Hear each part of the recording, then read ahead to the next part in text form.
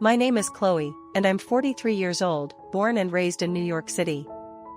I had a bustling career in sales at a major insurance company, but I left it all behind when I married Sean and moved to Nebraska. Sean's passion for preserving the old and good traditions at the dye shop run by his parents inspired me to support him fully in this endeavor.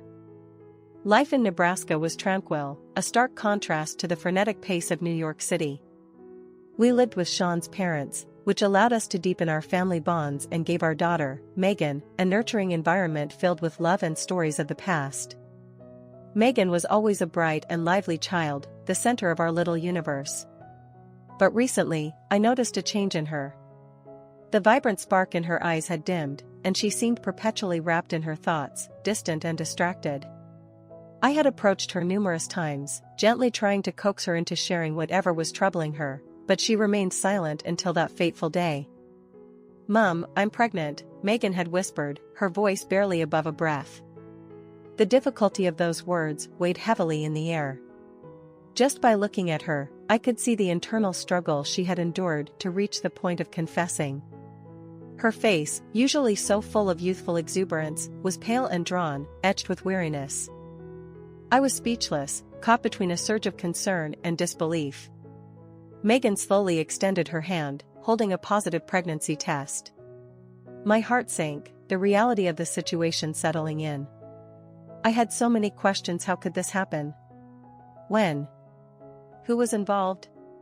But I knew I needed to tread carefully, providing her the comfort she needed to open up.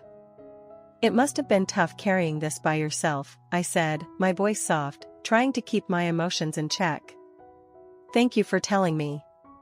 When did you take this test?" "I'm sorry, Mom," Megan replied, a tear slipping down her cheek.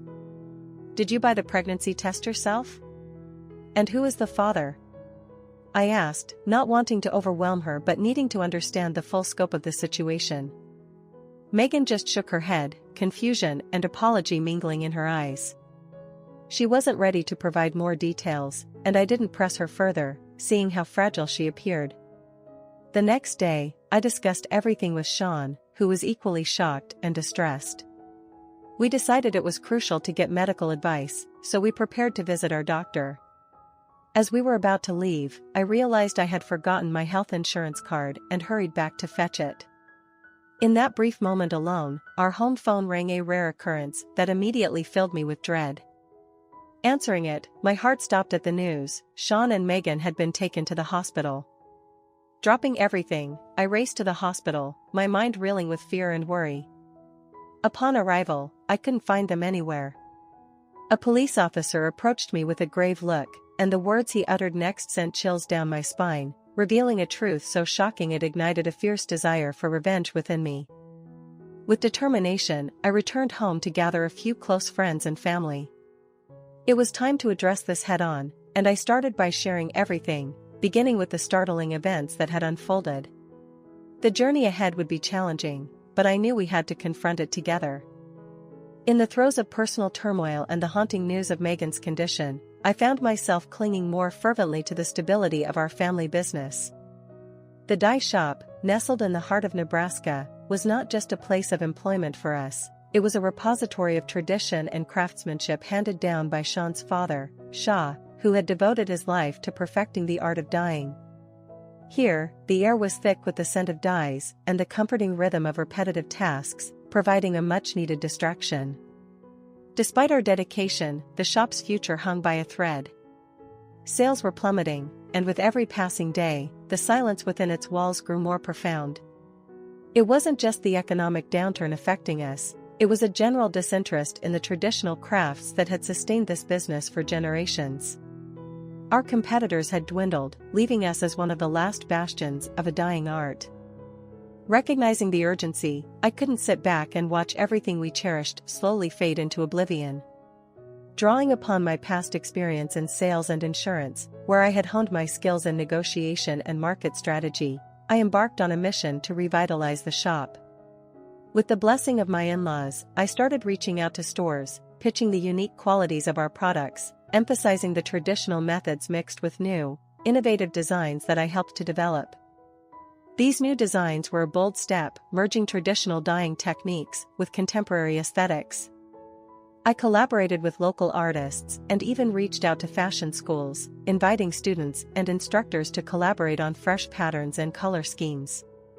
The response was invigorating. They were intrigued by the chance to bring a modern twist to an age-old craft. Sales were slowly starting to turn around. Our efforts to diversify how and where we sold our products began to bear fruit. I established an online presence for the shop, utilizing social media to reach a broader audience, engaging people with the story behind each piece, which added value and depth that customers appreciated. As the dye shop situation stabilized, and it began to claw its way back from the brink of closure, I felt a small sense of relief. Sean, under his father's tutelage, grew into an even more skilled craftsman, his hands as adept as the elders in manipulating dyes and fabrics. And as Megan entered junior high school, the world seemed to be getting back on track. But then, her pregnancy revelation shattered this hard-earned peace, pulling me back from business concerns to immediate family crises. As we navigated these personal challenges, I was determined to keep the dye shop running not just as a business, but as a symbol of resilience, a legacy we could hopefully pass down to Megan and beyond, no matter the hardships we faced. I could see the familiar traces of my daughter, but also signs of a burden weighing on her young shoulders. As Megan sat across from me on the sofa, the dim light of the living room lamp casting shadows, I noticed how she fidgeted with her hands, a telltale sign of her nervousness. Her eyes avoided mine, focusing instead on the patterned fabric of the sofa cushions. It was clear that whatever she was about to share, it was something that had caused her considerable stress. "Megan, honey, you know you can tell me anything, right? I'm here for you, no matter what it is," I said, my voice soft but firm, trying to give her the comfort she needed to open up. She nodded slowly, then took a deep breath. "Mom, I don't know how to say this." Her voice trembled slightly, and she paused, gathering her thoughts. My heart ached to see her like this, so vulnerable and unsure. "Take your time, Megan. There's no rush," I reassured her, leaning in a bit closer, hoping my presence would give her strength. Finally, she met my gaze, her eyes welling up with tears. I've been feeling really overwhelmed," she confessed, her voice barely above a whisper. "With school, sports, everything." I reached out and took her hands in mine, giving them a gentle squeeze. "You're doing so much, sweetheart. It's okay to feel overwhelmed. You're not alone in this." Megan sniffled, nodding as she tried to compose herself. "I know, Mom. But it's more than just school and sports. There's something else." Her voice trailed off, and she looked away, struggling to continue. In that moment, my mind raced with possibilities. What could be troubling her so deeply? The usual teenage challenges were one thing, but Megan's demeanor suggested something far more significant. My instinct as her mother was to protect her, to solve her problems, but I knew this was a moment for listening, not for jumping to conclusions or interjecting. "Megan, whatever it is, we can handle it together," I reassured her, my tone gentle yet assertive. She took another deep breath, then nodded, seeming to find a bit of resolve. "Okay, Mom. I need to tell you something important." Her eyes met mine again, filled with a mix of fear and relief at the prospect of unburdening herself. As I waited for her to continue, the weight of the moment hung heavily between us. I prepared myself for anything, ready to support her through whatever challenge she was facing. It was a poignant reminder of how quickly children grow and change, and how, despite their growing independence, they still need the anchoring presence of their parents to guide them through life's turbulent waters. "Chloe, this is a lot to take in," Sean murmured, his voice hoarse with emotion. "Megan, our little girl, pregnant?" He looked toward Megan's closed bedroom door, his expression a mixture of concern and disbelief. "How could this have happened? She's just a child herself." I nodded, feeling a profound sadness mixed with the shock still coursing through my own veins. "I know, Sean, I know. It's hard to believe. She told me last night, and she was so upset." I didn't want to press her for more details right then. She was barely able to speak through her tears and apologies. Sean ran his hands through his hair, a gesture of frustration and helplessness. What do we do now, Chloe? How do we help her through this? His voice cracked, betraying his desperation to find some way to support Megan. We need to be there for her, Sean. She's terrified and vulnerable right now. We have to show her that we support her no matter what.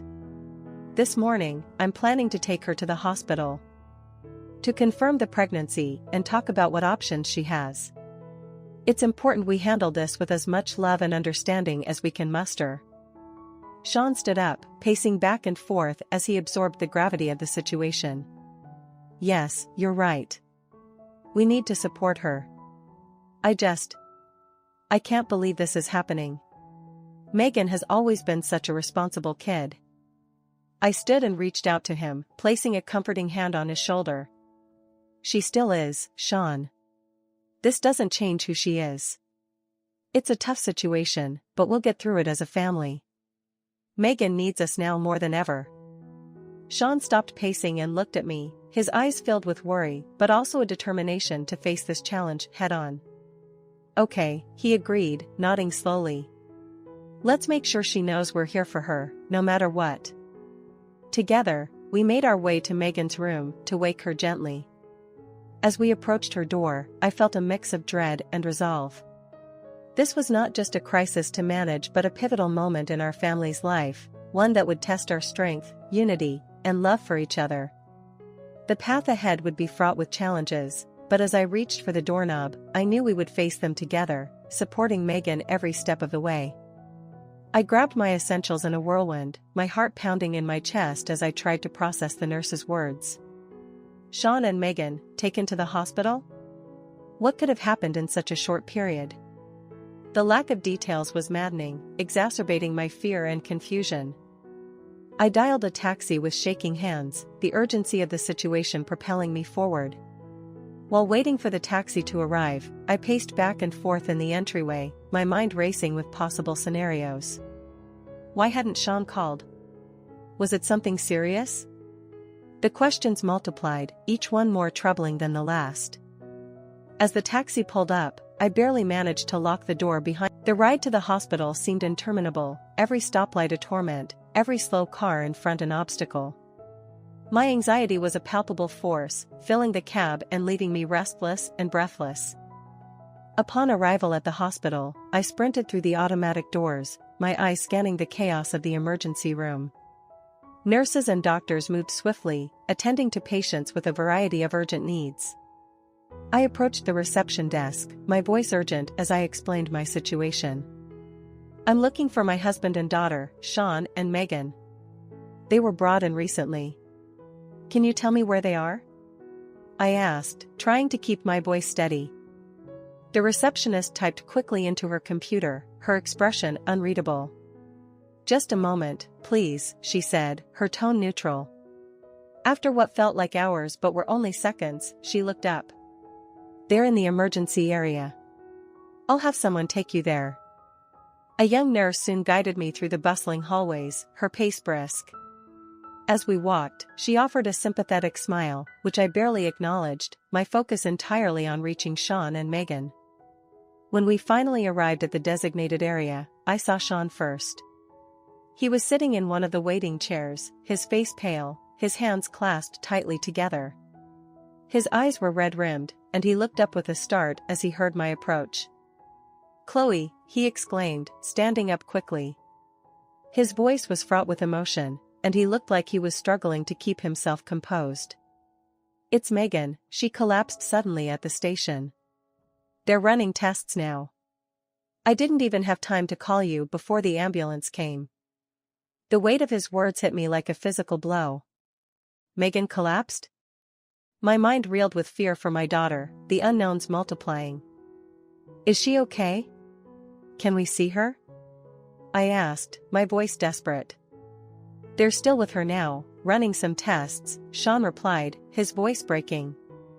They said it might be serious, but they need more time to be sure. The reality of the situation settled around us, heavy and oppressive. We were led to a small, sterile waiting area near where Megan was being examined. Sitting beside Sean, I took his hand, seeking to offer him comfort as much as to find it myself. Together, we waited for any news, each minute stretching endlessly, enveloped in worry for Megan and what the coming hours might reveal. I could not help but stare at my sister-in-law, her unexpected reaction igniting a flurry of thoughts and suspicions in my mind. The room fell into an uneasy silence, the air thick with tension and unspoken questions. My father-in-law and mother-in-law looked from her to me, their expressions a mixture of confusion and concern. "Why would you react like that?" I asked, my voice steady but laced with an underlying urgency. The question seemed to pierce the heavy air, focusing everyone's attention squarely on her. She was visibly struggling, her hands trembling as she tried to maintain some semblance of composure. I just can't believe what you're saying. How could they? Why would they jump?" Her words faltered, her voice cracking under the strain of her emotions. Sean's parents, still reeling from the initial shock, tried to process the chaotic flood of information. "Jumped? Onto the train tracks? But why?" my mother-in-law asked, her voice filled with disbelief. "This doesn't make any sense. There must be some mistake." I shook my head, feeling a mixture of anger, sadness, and desperation. "There's no mistake," I said firmly. "The police officer at the station told me what happened.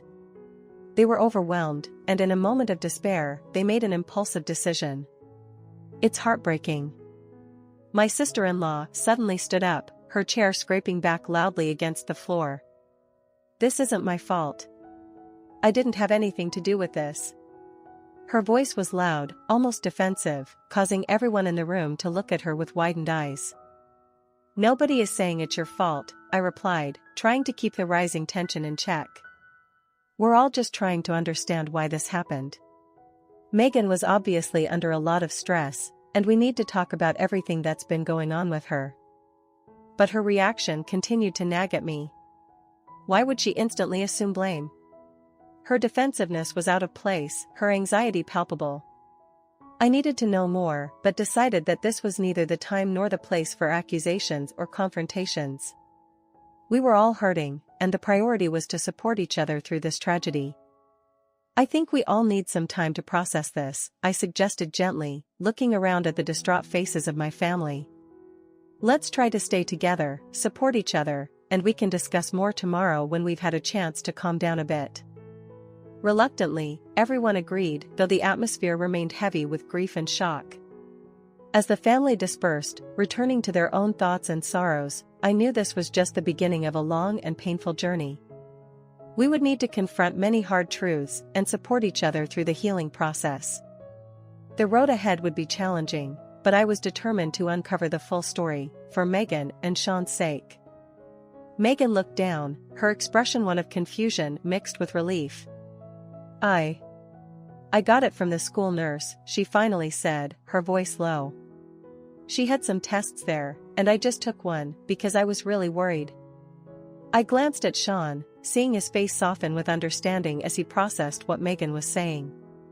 "Honey, those tests can sometimes give false positives, especially if they're not stored properly or are past their expiration date," he explained gently. Megan's eyes widened, a realization dawning on her. "I didn't even think to check the date. I was just so scared," she admitted, her voice trembling slightly. I reached out, drawing Megan closer into a reassuring hug. "It's okay, sweetheart. It was a misunderstanding. What matters now is that you're safe and healthy," I said, feeling a mixture of relief and lingering concern wash over me. Sean nodded, his gaze thoughtful. "We'll need to make sure you have better access to reliable information and support in the future. This kind of scare can be avoided." I looked between Sean and Megan, feeling the weight of the day's events still pressing down on us. "Let's go home and get some rest. We can all use it after today," I suggested, wanting nothing more than to leave the hospital and its sterile, anxious atmosphere behind. As we gathered our things, I thought back to the chaos and fear that had swept through our family today. It was a stark reminder of how quickly situations could spiral out of control based on misunderstandings and misinformation. I resolved then to ensure that Megan felt comfortable coming to us with her concerns, no matter what they were, to prevent such frightening incidents in the future. With Sean supporting Megan on one side and me on the other, we walked slowly through the hospital corridors, each step taking us further away from the day's upheavals and closer to the comfort of home and the chance to start anew, grounded in truth and strengthened by our familial bond. What she did was wrong on many levels, and we can't just brush it under the carpet. Sean nodded solemnly, his brow furrowed in thought. I agree. We need to ensure that this doesn't happen again, not just for our family, but for her too. She needs to understand the gravity of her actions. Megan, still quiet, added softly, I don't want to see her for a while. What she did really scared me, and I just need some time. I understand, sweetheart, I replied, squeezing her hand gently. We'll take things slowly and give you all the time you need. For now, let's focus on getting back to our usual routines and supporting each other. The next few weeks were a period of adjustment. We decided to limit our interactions with my sister-in-law, allowing time for everyone's emotions to settle. I also spoke with my father-in-law about ensuring more robust oversight of the dye shop's operations, to prevent any similar incidents in the future. Gradually, life started to return to a semblance of normalcy. Megan seemed to recover from the ordeal, buoyed by our support and the routine of school and friends.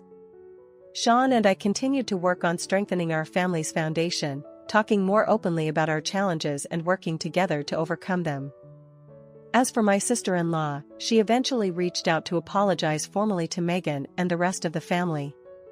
It was a small step toward mending fences, but a necessary one. Forgiveness would take time, but we were willing to work on it, for the sake of our family's unity and peace. Seeing Sean return with that defeated look pained me. It was clear he had hoped for a resolution that would make his sister realize the gravity of her actions. It's okay, Sean, I said quietly, touching his arm gently to offer some comfort. You did everything you could. It's not within our power to change her or make her understand right now. Sean sighed heavily, his gaze lingering on his sister who was now muttering to herself, still visibly upset but for entirely different reasons. I just don't understand how she can still think it was all a joke, he muttered, frustration evident in his tone. It's clear she doesn't see the harm she caused, or she doesn't want to. Megan, who had been silent for a while, finally spoke up, her voice a mixture of sadness and maturity beyond her years. Maybe she really doesn't get it, Dad. Some people just don't see things the way we do. Her words, so calm and understanding, made me marvel at her resilience and capacity for empathy, even now. You're right, Megan. And sometimes, all we can do is choose how we respond to those people. We can't control their actions, only our reactions to them. With the situation at a standstill and the police unable to take further action, it became apparent that we needed to find our own way forward. The police officer had done his duty by giving a stern warning, and now it was up to us to decide how to handle the ongoing family dynamics. In the days that followed, our family worked to strengthen the bonds that had been tested by the incident. I focused on supporting Megan and ensuring that our home remained a place of safety and understanding for her. Sean and I discussed ways to manage future interactions with his sister, deciding that some distance might be necessary until she could reflect on her actions and perhaps come to an understanding of the harm she had caused. Despite the lack of a formal apology from Sean's sister, the community around us rallied. Our neighbors and friends, aware of the situation, showed their support in small but significant ways, reaffirming that the relationships I had built through genuine interaction and commitment were strong. Though the ordeal had been stressful and had left a mark on all of us, it also served as a reminder of the values we cherished as a family: empathy, understanding, and resilience in the face of adversity.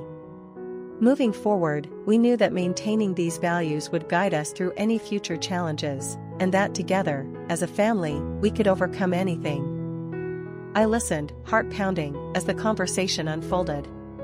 It was a surreal moment, hearing my sister-in-law's voice again after such a long time. The sharpness in her tone, the brashness that had once caused so much strife within our family, it all came flooding back. Sean squeezed my hand, a silent gesture of support. We had moved on, built a new life in a nearby town with the loving encouragement of his parents. The move had been a breath of fresh air, liberating us from the constant tension that had pervaded our previous home. It was a smaller place, but it was ours, a sanctuary where Megan could grow up without the shadow of past conflicts. As my father-in-law hung up the phone, he turned to us, his expression a mix of irritation and relief. Well, that was her. She seemed to think she could just waltz back into our lives as if nothing happened. But that bridge is burnt, he said, his voice resolute. I'm glad we made the move, I said, feeling a profound sense of gratitude for the peaceful life we had managed to create. It's been better for all of us, especially for Megan. She's been so much happier here. Sean nodded in agreement. It was the right decision. And hearing her just now, I'm more convinced than ever that keeping our distance is best for our family. The conversation shifted as we discussed the shop and our plans for its future. Despite the difficulties we'd faced, the business was now thriving, thanks in part to the online marketing strategies I had implemented. Our connection with the community had deepened, and we were seeing the benefits not only in our finances, but in our relationships with our customers and neighbors. As we talked, I felt a renewed sense of purpose. The challenges we had faced with my sister-in-law had tested us, but they had also brought us closer together and made us stronger. We had turned a difficult situation into an opportunity to grow and to better our lives. The resolve in my father-in-law's voice, the supportive squeeze of Sean's hand, the peaceful sleeping form of Megan upstairs, these were the tangible results of our decisions. We had moved beyond the turmoil, forged a new path, and were now reaping the rewards. Our family, though smaller, was tighter-knit and more resilient than ever. As I headed to bed that night, the remnants of the phone call echoing in my mind, I was filled with a profound sense of peace. Whatever challenges might come, I knew we could face them together, as a family united. She had drained whatever savings she had, financing his lavish lifestyle and supporting his expensive habits. It was a desperate attempt to maintain an image and a relationship built on superficial grounds. Her so-called partner, it seemed, was well-versed in taking advantage of her vanity and naivete. Listening to the couple recount these details in the shop, my heart sank. Despite our strained relationship and the pain she had caused, it was hard not to feel a twinge of pity for her current plight. My mother-in-law, standing beside me, had a similar expression of concern mixed with disapproval. It's a hard lesson she's learning, my mother-in-law murmured, her voice low. I always hoped she'd find her way back on a better path, but it seems she's dug herself deeper into trouble. I nodded, reflecting on the countless chances my in-laws had given her over the years. They had hoped for her to mature and recognize her mistakes, but instead, she continued on a self-destructive path. It's sad, I agreed, arranging a display of our latest products. She had every opportunity to turn things around. The couple seemed sympathetic but also uneasy, perhaps not wanting to dwell too long on such negative topics during their visit. They quickly changed the subject to praise our products and the recent improvements we had made to the online store, which had helped revive the dying shop into a thriving business. As they left, promising to keep in touch and continue supporting our business, I felt a surge of pride for what Sean and I had accomplished. We had managed to transform challenges into opportunities, strengthening the shop and our family's future. Later that evening, as Sean and I discussed the day's events after closing the shop, I shared the details about my sister-in-law's situation.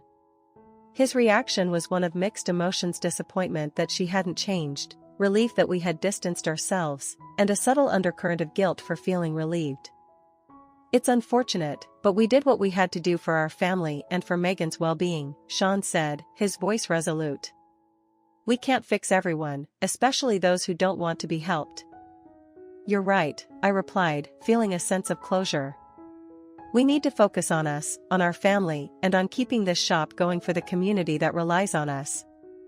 As we locked up for the night, I felt reassured that distancing ourselves from the toxic relationship with my sister-in-law had been the right decision. Life in the small village went on, and while the shadows of past conflicts occasionally lingered, our focus remained steadfast on our family, our business, and the well-being of our community.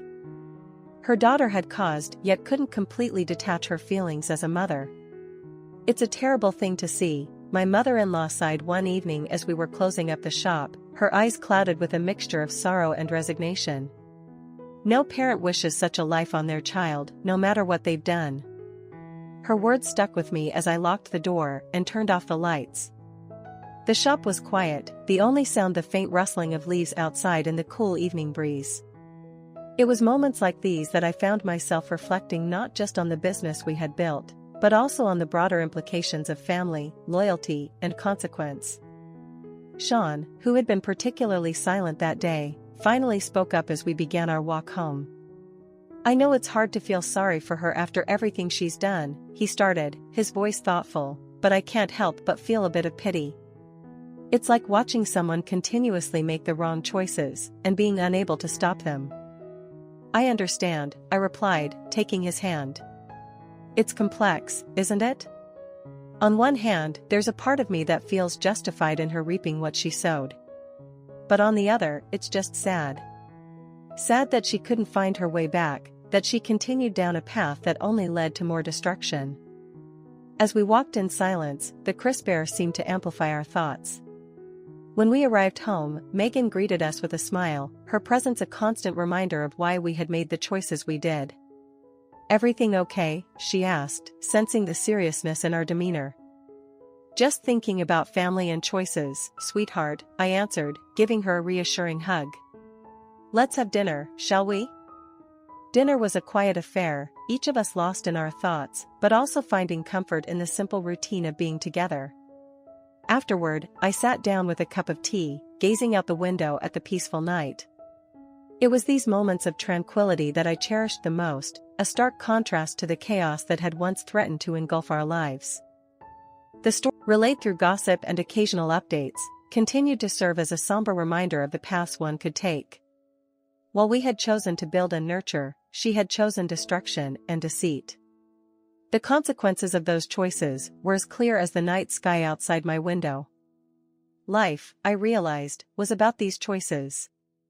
And as I sat there, with my family safe and the shop thriving, I knew we had made the right ones. Whatever happened to my sister-in-law, our focus had to remain on the positive impact we could make right here, right now. For Megan, for our community, and for each other. With this newfound energy and focus, I spend much of my time sketching out new ideas and brainstorming with Megan, who has shown an innate talent for blending traditional dye techniques with modern fashion trends. Her enthusiasm not only brings a fresh perspective but also revitalizes our family's dedication to our craft. It's as if her creativity has unlocked new potential within our traditional methods, and together, we are exploring possibilities we never considered before. As the shop grows busier with the influx of apprentices eager to learn and customers attracted by our innovative designs, the dynamic within our shop changes. It becomes a hub of creative energy, with Sean managing the business side more smoothly than ever, allowing me to dive deeper into product development. One afternoon, as I was arranging some newly designed scarves on the display, a customer came in specifically asking for the scarves Megan had helped design. "I saw them on your website," she explained, her eyes bright with excitement. "They're exactly what I've been looking for, something unique and beautifully made." Hearing this kind of feedback fuels my passion even more, reinforcing the idea that blending traditional craftsmanship with contemporary design can indeed resonate with a broader audience. It's rewarding to see our work appreciated not just locally but increasingly from customers who reach out online from distant places. Sean and I often talk late into the night about our future plans for the shop. "I think we're on the right track," he says one evening, looking over some feedback we had received online. "Megan's ideas are catching on, and your designs have never been better. It feels like we're building something that will last, something meaningful." And indeed, as the months pass, the signs are encouraging. Not only does our financial stability improve, but our shop's reputation as a place of innovation in traditional crafts grows. We receive invitations to participate in craft fairs and design shows, and slowly, what was once a struggling local business begins to find its niche in a wider market. Despite the hardships we faced with my sister-in-law and the dramatic changes in our personal lives, these challenges have somehow paved the way for these successes. The support from the community, combined with the hard work and passion of our family, has transformed potential adversity into opportunity. Each day, as I watch Megan sketching her next design or see Sean negotiating a new contract, I feel a profound sense of pride and accomplishment. We've not only managed to preserve a traditional craft, but have also given it a new life, intertwining it with the future through innovation and fresh talent. The legacy of the dye shop, enriched by each new design and every apprentice who learns the trade, continues to grow, promising a bright future for our family